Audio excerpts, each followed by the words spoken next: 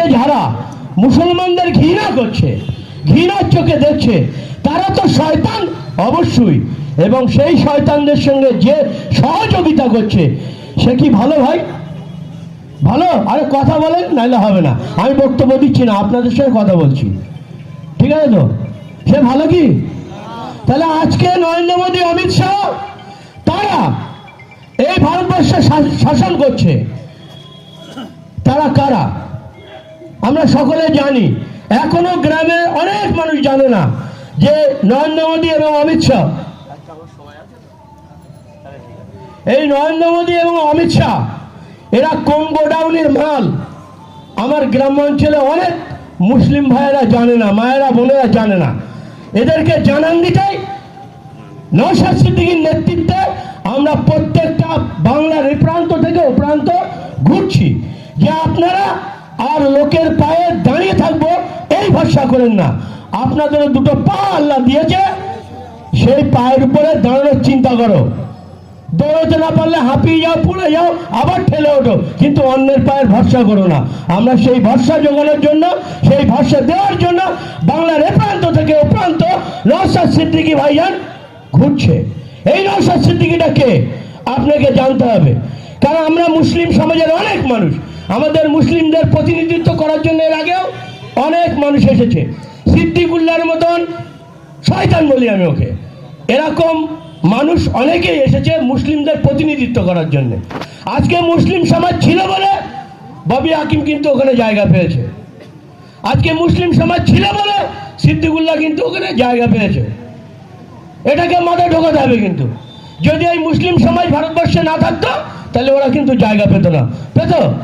মুসলিমদের প্রতিনিধিত্ব হিসেবে ওরা জায়গা পেয়েছে, কিন্তু তারা কি আমাদের সঙ্গে সদ্ব্যবহার করেছে? আমাদেরকে বিক্রি করেছে, নীল বাতির গাড়ি চালাচ্ছে। আমাদের যখন সমস্যায় পড়ছি সেই সমস্যাগুলো তারা তুলে ধরছে না। আমরা কিন্তু জলের মতো পরিষ্কার বুঝতে পেরেছি। আজকে নওশাদ সিদ্দিকীকে ভরসা করতে বলছি কেন, বা আমি নিজেও ভরসা করছি কেন, প্রশ্ন থাকে তো। ও নওশাদ সিদ্দিকী তো ববি হাকিমের মতো হতে পারে, সিদ্দিকুল্লাহর মতো হতে পারে, আজকে আছে কালকে নেই, হতে পারে তো নাকি?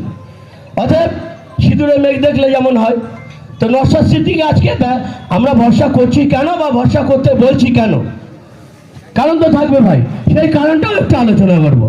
প্রথম কথা হচ্ছে নওশাদ সিদ্দিকী কে এটা জানতে হবে আগে। সে একটা ব্র্যান্ডেড ঘরের ছেলে, স্বাধীনতা সংগ্রামী ঘরের ছেলে, এবং এই হুগলি জেলায় যে ফুরফুরা শরীফ, এই পশ্চিমবাংলায় দ্বিতীয় বৃহত্তম স্থান এই ফুরফুরা শরীফ, সেই পরিবারের সেই বংশের ছেলে এই নওশাদ সিদ্দিকী।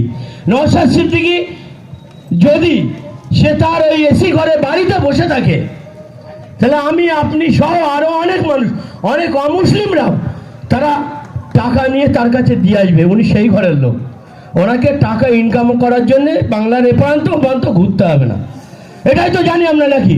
তাহলে সেই মানুষটা আজকে সেখান থেকে বেরিয়ে এই ঝড় বৃষ্টি রৌদ্রকে উপেক্ষা করে বাংলার এই প্রান্ত থেকে ও প্রান্ত কেন ছুটছে? তার জন্য ছুটছে। নওশাদ সিদ্দিকীর ফ্যামিলি সম্পর্কে যদি কেউ জেনে থাকে, তাদের সম্পত্তি, তাদের অবস্থা কেমন তারা বুঝতে পারবেন। যারা জানে না তারা বলবে ও টাকা কামাতে এসছে। আর যারা এই কথাগুলো বলে তাদেরকে বোঝানোর জন্য আমরা এসেছি যে নওশাদ টাকা কামানোর জন্য আসেনি।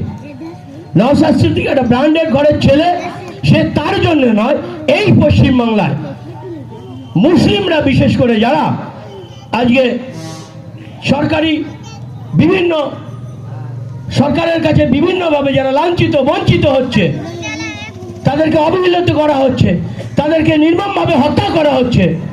শুধু মুসলিম সমাজকে নয়, আদিবাসী থেকে শুরু করে সাঁওতাল, বাগদি, মুচি, এই সমস্ত যারা সংখ্যালঘু সম্প্রদায়ের মধ্যে পড়ে, তাদের উপরে যে টর্চারিং, তাদের উপরে যে বুলডোজার চালানো হচ্ছে, তার জন্য কিন্তু সে আজকে বাংলার প্রান্ত থেকে প্রান্ত ঘটছে। অতএব আমাদের জন্য, আর আমরা তাকে ইগনোর করছি কিছু কিছু মানুষ। এই যে যারা ইগনোর করছে তাদেরকে আমি খারাপ ভাবছি না কিন্তু ভাই, কারণ তারা বিগত দিনে সিদ্দিকুল্লাহকে পছন্দ করেছিল, ভরসা করেছিল, বিশ্বাস করেছিল। ববি হাকিমের মতো লোককে, ফারাদকে তারা বিশ্বাস করেছিল, ভরসা করেছিল, কিন্তু তারা বিনিময়ে আমাদের সঙ্গে প্রতারণা করেছে। এটা তো ঠিক। তাহলে নওশাদ সিদ্দিকী প্রতারণা করবে না এর কোনো গ্যারান্টি আছে? ভাববে তো নাকি? চুন খেয়ে গাল পুড়লে দই দেখলে ভয় লাগবে। তো আমি সেটাই তাদের সেই সমস্ত ভাইদের বোঝাতে চাইছি যে নওশাদ সিদ্দিকী পরীক্ষায় পাশ করেছে। কবে পাশ করেছে? না, 2021 সালে নওশাদ সিদ্দিকী দল গঠন করেছে আব্বাস সিদ্দিকীর নেতৃত্বে, আমরা সবাই জানি।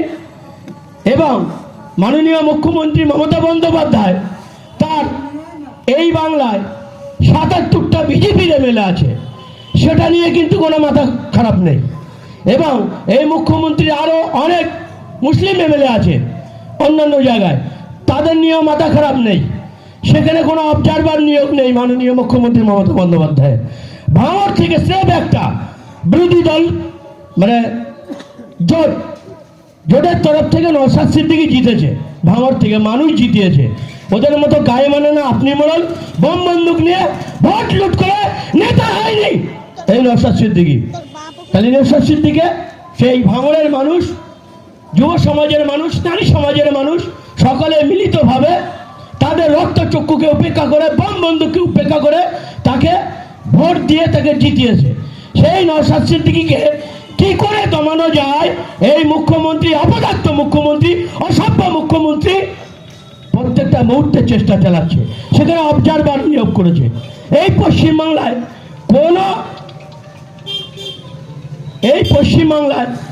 কোনো বিধানসভায় একটাও অবজারভার নেই তৃণমূল কংগ্রেসের। শুধু আছে কোথায়? না ভাঙড়ে। নওশাদ সিদ্দিকীকে প্রতিহত করতে হবে, লাঞ্ছিত বঞ্চিত করতে হবে, ওকে ওখান থেকে উৎখাত করতে হবে, তা নাহলে মুসলিম ভোট আমার হাতছাড়া হয়ে যাচ্ছে। এটাই তো গল্প অ্যাকচুয়ালি। মুসলিমদের নিয়ে ঘৃণা শুধু মোদি অমিত শাহ করে না, আরএসএসটা করে না। আমি আপনাদের বোঝাতে এসেছি, যারা বুঝতে চায় না তাদেরকেও বোঝাতে এসেছি।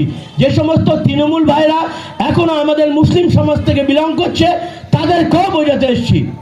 হাতে না ধরে পায়ে ধরে তাদেরকে বোঝাচ্ছি, এখনো বুঝুন, বোঝার চেষ্টা করুন, নাহলে কিন্তু সামনে সমূহ বিপদ। এই যে মুখ্যমন্ত্রী মমতা বন্দ্যোপাধ্যায় নওশাদ সিদ্দিকী একটা জিতে রয়েছে, তার উপরে যে টর্চার চালাচ্ছে, এটা কিন্তু ঠিক করছে না। আপনারা নিজেরা বিবেক দিয়ে বুঝুন। আজকে নওশাদ সিদ্দিকীকে ওখান থেকে হটাতে পারলেই তাহলে সমস্যাটা চুকে যায়।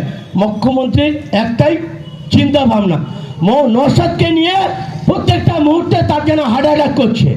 নওশাদকে উৎখাত না করা পর্যন্ত মুখ্যমন্ত্রী ঠান্ডা হবে না। আর আমরা মুখ্যমন্ত্রীকে ঠান্ডা করেই দিতে চাই। নওশাদ সিদ্দিকী ওখানে আছে, আরও নওশাদ সিদ্দিকীর মতো লিডার আমরা এই বিধানসভায় পাঠাবো।